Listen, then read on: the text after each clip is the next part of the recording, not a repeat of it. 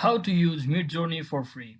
So as you guys already know that you can create a imagination images from midjourney. So you can also see that with midjourney you can create around 25 free images. So if you need more than that, you can always get it, but you have to have a certain type of membership or purchase, like with a paid version for 200 images like this, as you can see.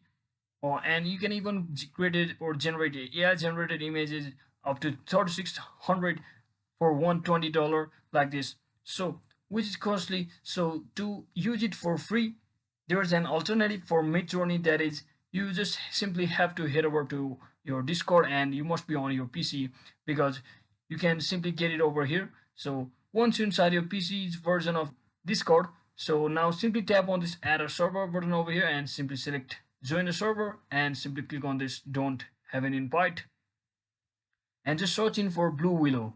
So Blue Willow allows you to create your imaginary images just like this. So you just have to make sure to join it, and once you accept their terms and policy, and once the admin verifies your permission to send the message, you can easily create your imaginary images just like that instead of using Midjourney. So that is it for today, guys. I hope this video was informational. If it was, don't forget to like and subscribe to the channel. See you on the next one.